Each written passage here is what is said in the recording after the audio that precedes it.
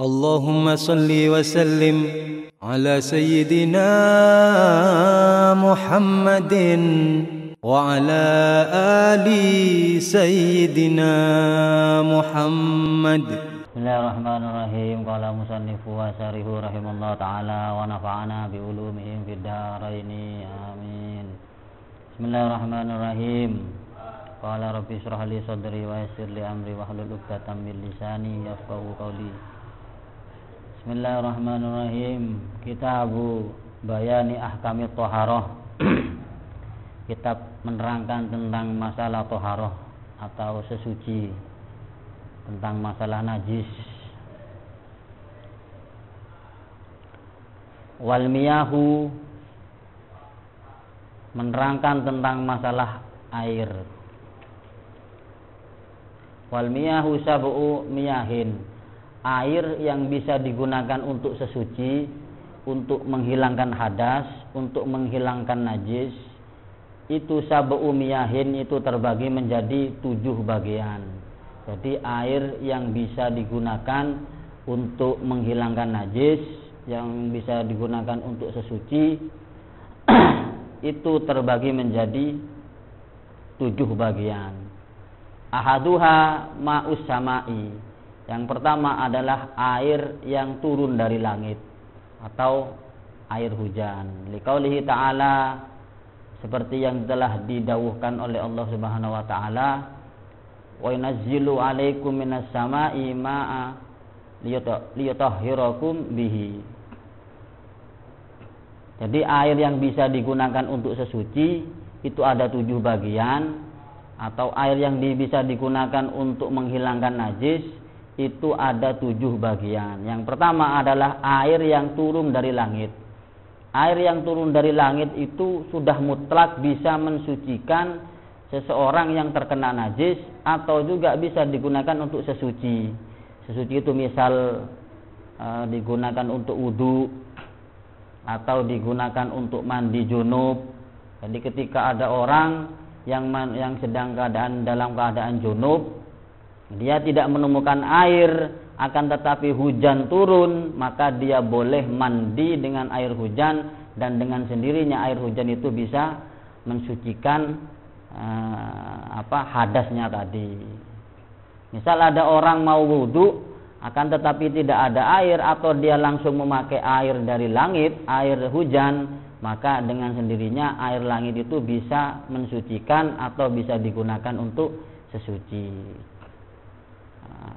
Wasaniha, adapun yang kedua itu adalah ma'ul bahri. Ma'ul bahri ay al-maliji, maksudnya itu adalah air yang ada di laut yang rasanya itu asin.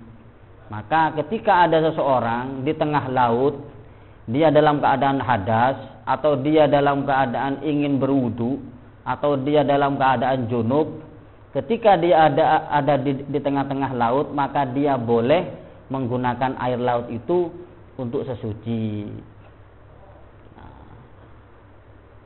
Wasalisuha ma'un nahri.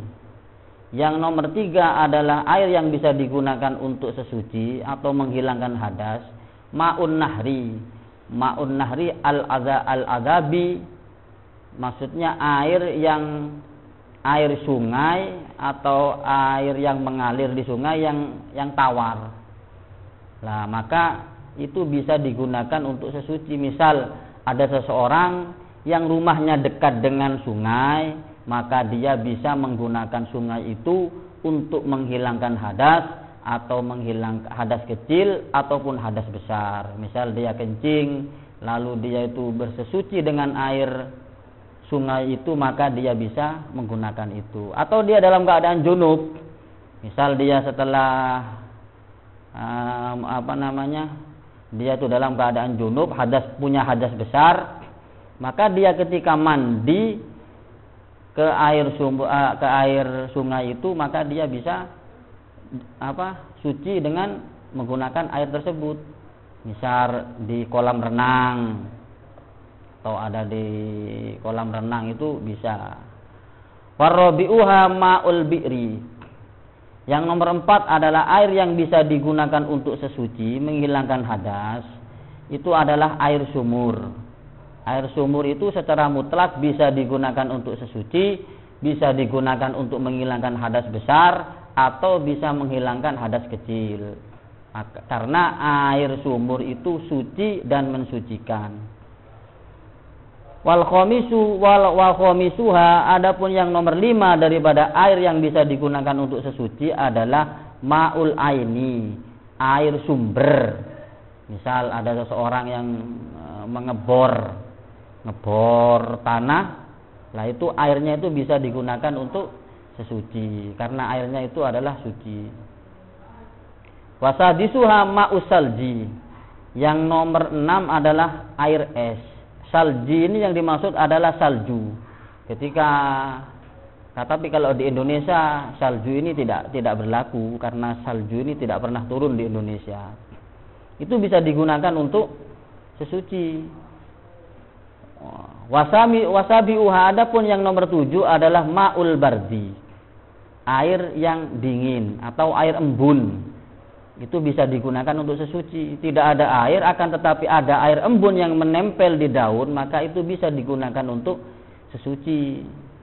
Seperti itulah kira-kira. Summal miyahu, adapun air al-madhkuru ala arba'ati aksamin. Air tersebut yang sudah disebutkan tadi itu terbagi ala arba'ati aksamin, terbagi menjadi 4 bagian. Ahaduha utawi salah sijine arba'u miyahin iku ma'ut tahirin, itu adalah air suci fi nafsihi mutahhirun li ghairihi ghairu makruhin, air yang suci yang mensucikan dan tidak makruh untuk digunakan. Istimaluhu wa huwa ma'ul mutlaq. Apa ma'ul mutlaq ini? Air mutlaq adalah wa huwa ma yaqa'u alaihi ismu ma'in bila qaidin bi idafatin kama'in wardin au bi sifatin kama iddafikin. Air mutlak adalah air yang tidak ada qaid yang mengikat. Misal, air sumur ketika diletakkan di gelas, maka namanya sudah berubah, bukan air sumur lagi, tapi air yang ada di gelas. Air bor ketika dipindah kepada gelas, maka airnya sudah berubah menjadi air minum. Lah itu adalah qaid yang mengikat. Jadi air yang tidak ada qaid yang mengikat itu bisa mensucikan. Lah ketika ada qaid yang mengikat itu bagaimana? Sekarang ada air aki. Air aki itu digunakan untuk sesuci, tidak bisa. Kenapa? Karena ketika air aki itu dipindah gelas, maka namanya tetap air aki. Air degan. Misal ada orang mau sesuci, mau wudu, mau menghilangkan hadas besar dengan air degan, tidak bisa. Kenapa? Karena air degan itu ada qaid yang mengikat. Degan ketika setelah dikupas, dipindah ke gelas, maka air itu tetap dinamakan air degan. Ketika ada seseorang minum air apa ini? Air degan, maka ada qaid yang mengikat, maka itu namanya bukan ma'ul mutlaq, bukan air mutlak. Jadi air mutlak itu adalah ketika dipindahkan pada satu wadah ke wadah yang lain itu sudah berubah. Air sumur ketika dipindah kepada kamar mandi, dipindah ke jeding, maka namanya bukan air sumur lagi, tapi air jeding. Lah itu tidak ada qaid yang mengikat, maka tidak apa-apa. Akan tetapi air degan ketika dipindah ke jeding, tetap namanya itu adalah air jeding, air degan. Air aki ketika dipindah kepada termos, itu bukan air termos lagi, akan tetapi tetap namanya air aki. Ketika dipindah dari satu wadah ke wadah, namanya itu tidak berubah, tetap air itu namanya air degan, tetap itu namanya air aki, maka itu tidak bisa digunakan untuk sesuci. Kenapa? Karena itu bukan air mutlak. Jadi air mutlak itu adalah ketika dari tempat asalnya dipindah kepada tempat yang baru, namanya sudah berubah, itu namanya ma'ul mutlak. Lah ma'ul mutlak ini bisa digunakan untuk sesuci. Air sumur ketika dipindah ke jeding maka menjadi air jeding. Air hujan ketika ditampung kepada jeding, kamar mandi, bak mandi, maka dia sudah berubah, namanya air jeding, sudah berubah. lah itu namanya ma'ul mutlak. Jadi saya kira pemahaman ini sudah bisa dipahami ya. Jadi ma'ul mutlak itu adalah ma yaqa'u alaihi ismu ma'in bila qaidin bi idhofatin kama'i. Nah, jadi air mutlak itu adalah ma yaqa'u alaihi ismu ma'in. Sesuatu air yang di situ bila qaidin tidak ada qaid yang mengikat.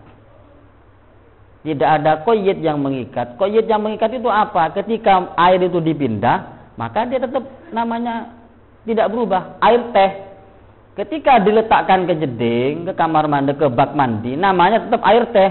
Meskipun pindah wadah, biasanya diletakkan di gelas, lalu dipindahkan ke bak mandi, tetap namanya itu adalah teh, air teh, maka itu adalah ma'ul mutlak. Apa bukan ma'ul mutlak? Kenapa? Karena pindahnya air teh tadi dari gelas, dipindahkan ke bak mandi, namanya tidak berubah, tetap namanya air teh, maka itu tidak bisa digunakan untuk sesuci. Karena apa? Karena ada qaid yang mengikat. Jadi qaid itu adalah ketika dipindahkan itu tidak terikat, namanya sudah berubah. Begitu. Air sumber ketika dipindah ke kendi, maka namanya air kendi, minum air kendi, bukan air sumber. Nah, akan tetapi ketika seseorang memindahkan gelas kepada bak mandi sampai full, sampai penuh, orang akan mengatakan minum apa? Air teh. Kenapa kok air teh? Karena warnanya itu seperti teh.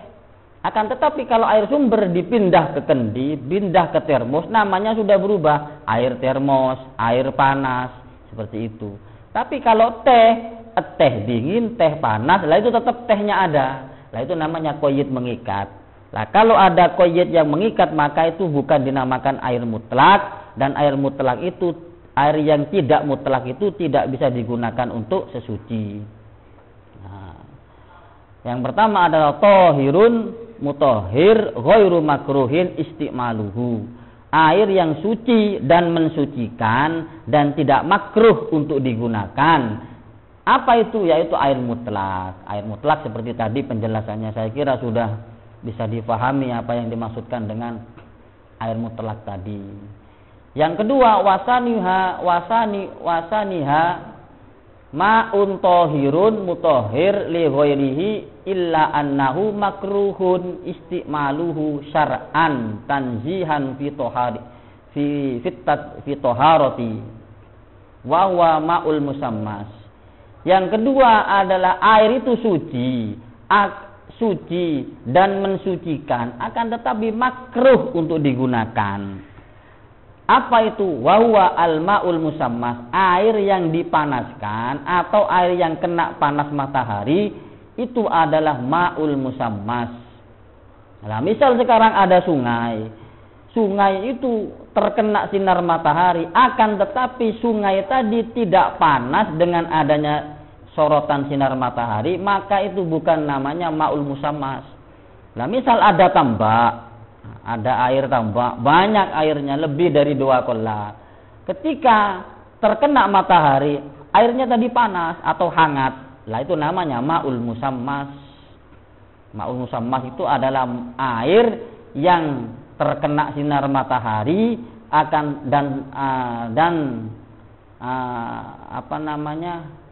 airnya tadi itu menjadi panas gara-gara terkena sinar matahari. Misal ada air jeding, ada air bak mandi, terkena sinar matahari, awalnya air itu dingin menjadi panas atau hangat gara-gara terkena matahari, itu namanya ma'ul musammas. Itu suci, mensucikan, akan tetapi makruh digunakan untuk bersuci. Misal ada seseorang mau wudu, dia wudu di air yang airnya terkena matahari, dan terkena matahari, efek daripada terkena matahari itu airnya tadi berubah hangat atau menjadi panas, maka itu suci, mensucikan, akan tetapi makruh untuk digunakan. Nah, seperti itu. Akan tetapi ketika dia terkena matahari dan dia tidak berubah, dalam artian itu rasanya tadi itu tidak panas, tetap dingin, maka itu bukan ma'ul musammas. maka dia tidak apa-apa digunakan. Sebenarnya ma'ul musammas ini air yang terkena matahari, terkena panas matahari ini tohir mutohir, suci dan mensucikan, akan tetapi makruh ketika digunakan. Nah, kalau bisa ya jangan menggunakan ini karena hukumnya makruh. Akan tetapi ketika tidak ada lagi ya tidak apa-apa. Wong tidak ada lagi. Akan tetapi hukumnya makruh. Ketika ada dalam keadaan ikhtiar, dalam keadaan masih ada pilihan lagi, ya maka kita pindah kepada yang diperbolehkan yang tadi yang pertama itu tohir mutohir ghairu makruhin, yang suci mensucikan dan ghairu makruhin istimaluhu, tidak makruh menggunakannya. Seperti air tadi, yaitu air mutlak tadi yang tidak ada qayd yang mengikat di sana. Saya kira seperti itu. Wasalisuha ma'un tohirun fi nafsihi ghairu mutohir wa huwa ma'ul qalil al musta'malu. Yang nomor 3, macam-macam air itu adalah ma'un tohirun, air suci, ghairu mutohir, akan tetapi tidak bisa mensucikan. Air suci akan tetapi tidak bisa mensucikan. Wahwa al-ma'ul qalil al-musta'malu, yaitu adalah air yang sedikit yang sudah digunakan. Semisal kita ada bak, lalu bak itu pernah digunakan kita untuk wudu, dan tetesan air wudu yang menempel dari tubuh kita jatuh kepada air itu namanya ma'ul mustakmal, air yang sudah digunakan. Suci itu akan tetapi tidak bisa mensucikan. Suci akan tetapi tidak mensucikan. Ketika air yang sudah mustakmal tadi digunakan untuk minum tidak apa-apa. Akan tetapi ketika untuk toharoh, untuk sesuci, menghilangkan hadas, untuk berwudu, untuk mandi junub, itu tidak bisa. Kenapa? Karena sudah sedikit dan pernah digunakan. Adapun ketika digunakan dan tetesan air bekas kita wudhu tadi tidak jatuh kepada air bak tadi, air mustakmal yang sedikit tadi, maka tidak apa-apa.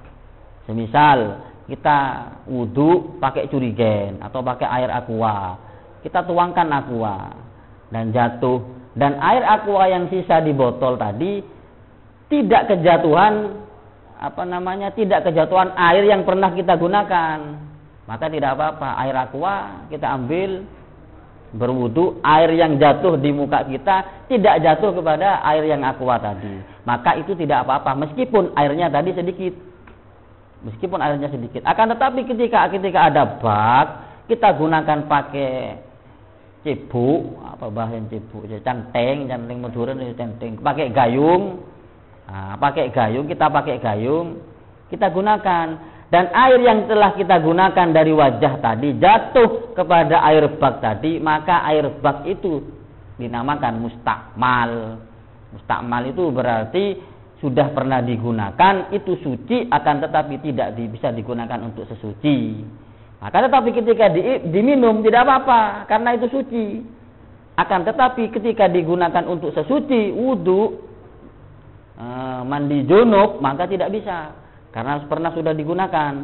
Akan tetapi ketika pakai curigen, kita tuangkan air curigen tadi, dan air yang ada di curigen tadi tidak kejatuhan air yang pernah kita gunakan, maka itu tidak apa-apa.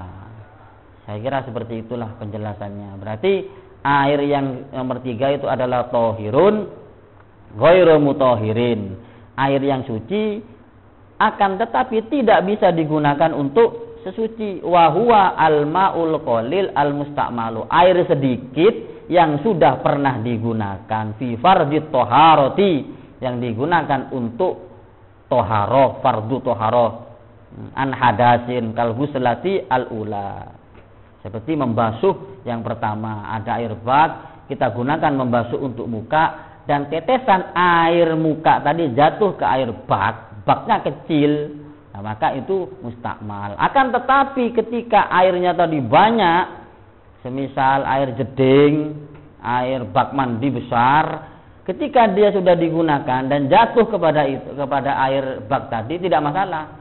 Kepada air jeding tadi tidak masalah. Kenapa? Karena airnya banyak. Misal air sungai, ketika digunakan dia jatuh lagi tidak masalah Kenapa? Karena airnya banyak. Yang dibahas adalah al-qol wa huwa al-ma'ul qalil al-mustakmal, air yang sedikit yang sudah pernah digunakan. Nah, air yang sudah pernah digunakan. Paham ya? Saya kira sudah paham seperti itu. Air yang sedikit yang sudah pernah digunakan. Nah, tapi kalau airnya banyak ya tidak apa-apa.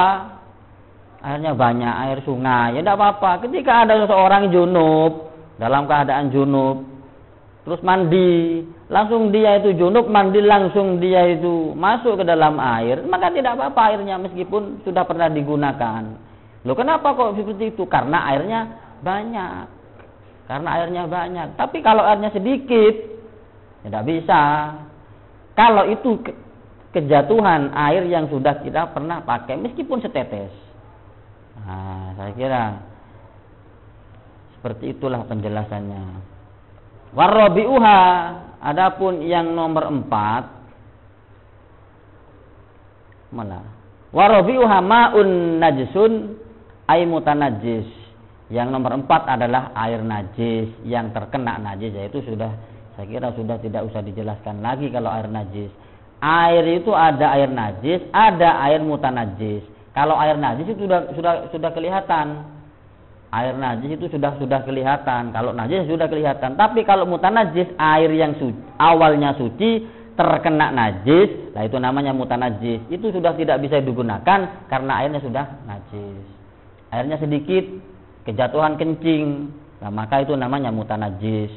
Maka dia tidak boleh. Lah semisal ada seseorang berak atau ngising, dalam bahasa Jawa nih, kalau bahasa Madura nih kepadeng. Nah itu ketika dia itu jatuh, ketika dia itu berak ke air sungai atau air laut, ketika beraknya tadi itu wungkul, padat, airnya itu padat, tainya itu padat, dan ketika jatuh, nah jatuhnya tai tadi yang padat tadi nyiprat, terus terkena sarung kita, maka tidak najis air yang terkena cipratan tadi. Akan tetapi ketika beraknya tadi mencret alias cair, ketika dia jatuh dan air jatuhan tadi itu, percikannya tadi itu terkena baju kita, sarung kita, maka najis. Karena sesuatu yang padat itu tidak bisa menajiskan, akan tapi yang cair itu menajiskan. Nah, seperti itu. Makanya disinilah perlunya ngaji seperti itu. Karena ngaji itu harus ada sanad. Sanad itu adalah ketika saya ngaji ke sini, kiai saya ngaji ke sini, itu namanya sanad. Seperti dikatakan oleh Abdullah bin Mubarak, laulal isnad laqala man sa'a masa'a. Kalau seseorang itu ngajinya tanpa sanad, kalau bukan karena sanad, pastilah orang itu akan berkata semaunya sendiri. Laulal isnad laqala man sa'a masa'a, seperti itu. Kalau orang itu ngajinya itu tanpa sanad, cuman bisanya tidak pernah ngaji, cuman dia itu taunya cuma dengar-dengar saja, tanpa pernah berguru, laqala man sa'a masa'a, maka dia akan berucap seenaknya sendiri, semaunya sendiri. Nah, saya kira seperti itulah penjelasan tentang tentang yang terjadi air. Ini saya ringkas, tidak saya jelaskan secara rinci, mengingat waktunya itu ya tidak banyak. Nah, ketika sampean ada pertanyaan, silahkan tulis di kolom komentar. Nanti insya Allah akan saya jawab pada pertemuan yang akan datang. Itu waktunya sudah berapa menit? 48. Saya kira sudah saya cukupi sampai di sini. Semoga apa yang saya sampaikan tadi bisa memahamkan dan juga bisa bisa mengambil manfaat daripada apa yang telah saya sampaikan tadi. Nah, ketika ada kritik dan saran, mungkin penyampaian saya itu ada yang kurang pas atau kurang benar, silahkan sampean komentar. Ketika ada pertanyaan, sampean silahkan komentar di kolom komentar tadi. Hada minni. Assalamualaikum warahmatullahi wabarakatuh.